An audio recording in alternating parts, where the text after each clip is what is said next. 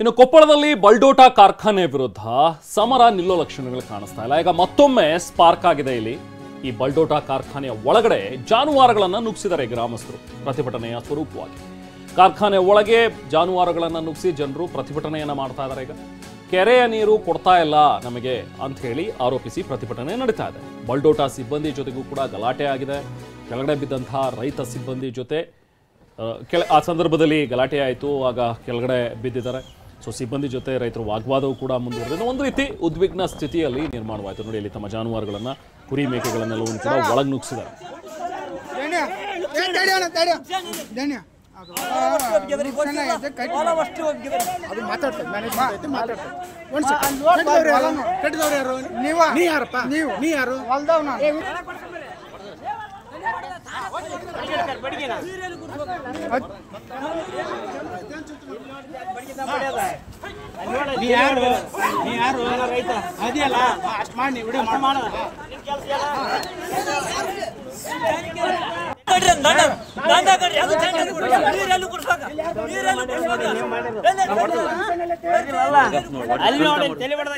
ಈ ಬಗ್ಗೆ ಮತ್ತಷ್ಟು ಡೀಟೇಲ್ಸ್ ನಾವು ಪ್ರತಿನಿಧಿ ಶಿವಕುಮಾರ್ ಪತ್ತಾರ್ ನೀಡ್ತಾರೆ. ಶಿವಕುಮಾರ್, ಈ ಹಿಂದಿಂದಲೂ ಕೂಡ ಈ ಬಲ್ಡೋಟಾ ಕಾರ್ಖಾನೆ ವಿರುದ್ಧ ಕೇಳಿ ಬರ್ತಾ ಇರುವಂತಹ ಕೆಲವೊಂದಷ್ಟು ಅಪಸ್ವರ.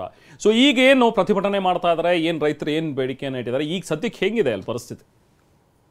ರೆಹಮಾನ್, ಈ ಬಲ್ಡೋಟಾ ಕಂಪನಿ ವಿರುದ್ಧ ಸಾಕಷ್ಟು ಆಕ್ರೋಶ ಕೇಳಿ ಬಂದಿತ್ತು. ಅಂದ್ರೆ ಕೊಪ್ಪಳದಿಂದ ಕೇವಲ 5 ಕಿಲೋಮೀಟರ್ ದೂರದಲ್ಲಿರ್ತಕ್ಕಂಥ ಈ ಒಂದು ಸ್ಟೀಲ್ ಫ್ಯಾಕ್ಟರಿ ಏನಿದೆ, ಇಲ್ಲಿ ಬೇಡ ಅನ್ನೋದಕ್ಕೆ ಸಾಕಷ್ಟು ವಿರೋಧವಾಗಿತ್ತು. ಪ್ರಮುಖವಾಗಿ ಕಳೆದ 5-6 ತಿಂಗಳ ಹಿಂದೆ ಕೊಪ್ಪಳದ ಗವಿ ಮಠದ ಅಭಿನವ ಗವಿಸಿದ್ದೇಶ್ವರ ಶ್ರೀಗಳ ನೇತೃತ್ವದಲ್ಲಿ ಸಾಕಷ್ಟು ದೊಡ್ಡ ಮಟ್ಟದ ಹೋರಾಟವನ್ನು ಕೂಡ ಮಾಡಲಾಗಿತ್ತು. ಜೊತೆಗೆ ಇಡೀ ಕೊಪ್ಪಳವನ್ನ ಬಂದ್ ಮಾಡಲಾಗಿತ್ತು. ಆದ್ರೆ ಈಗ ಹಂತ ಹಂತದ ಬೆಳವಣಿಗೆಯಲ್ಲಿ ಈ ಬಲ್ಡೋಟಾ ಕಾರ್ಖಾನೆ ಏನಿದೆ, ಸರ್ಕಾರ ಒಂದ್ ಕಡೆ ಸಿದ್ದರಾಮಯ್ಯನವರು ಸ್ವತಃ ಅಲ್ಲಿ ಯಾವುದೇ ಕೆಲಸವನ್ನ ಮಾಡಬೇಡಿ ಅಂತ ಹೇಳಿ ಸೂಚನೆಗಳನ್ನು ಕೊಟ್ಟಿದ್ರು. ಅದಾದ ನಂತರವೂ ಕೂಡ ಅಲ್ಲಿ ಕೆಲವೊಂದಿಷ್ಟು ಕೆಲಸಗಳು ನಡೀತಿತ್ತು. ಆದ್ರೆ ಈಗ ಸದ್ಯದ ಬೆಳವಣಿಗೆಯಲ್ಲಿ ನಿನ್ನೆಯಿಂದ ಬಲ್ಡೋಟಾ ಕಾರ್ಖಾನೆಯ ವಿರುದ್ಧ ಮತ್ತೊಂದು ಹಂತದ ಹೋರಾಟ ಆರಂಭವಾಗಿರ್ತಕ್ಕಂಥದ್ದು.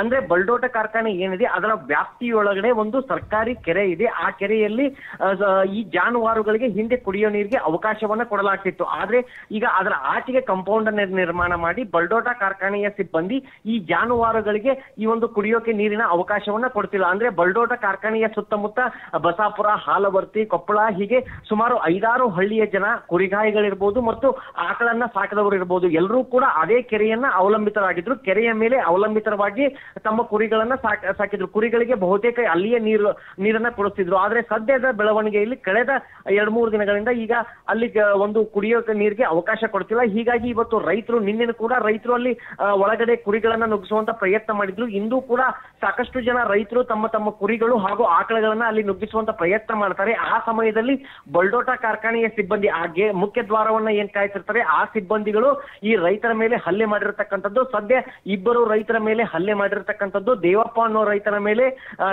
ಹಲ್ಲೆ ಮಾಡಿರ್ತಕ್ಕಂಥದ್ದು. ಸದ್ಯ ಹಲ್ಲೆಗೊಳಗಾದ ದೇವಪ್ಪ ಈಗ ಕೊಪ್ಪಳ ಜಿಲ್ಲಾಸ್ಪತ್ರೆಯಲ್ಲಿ ಚಿಕಿತ್ಸೆಯನ್ನು ಪಡೆದಿದ್ದಾರೆ. ಇದು ಒಂದು ವಾದ. ಆದ್ರೆ ರೈತರು ಕೂಡ ನಮ್ಮ ಮೇಲೆ ಹಲ್ಲೆ ಮಾಡಿದಾರ ಅನ್ನೋದು ಫ್ಯಾಕ್ಟರಿಯವರ ವಾದ.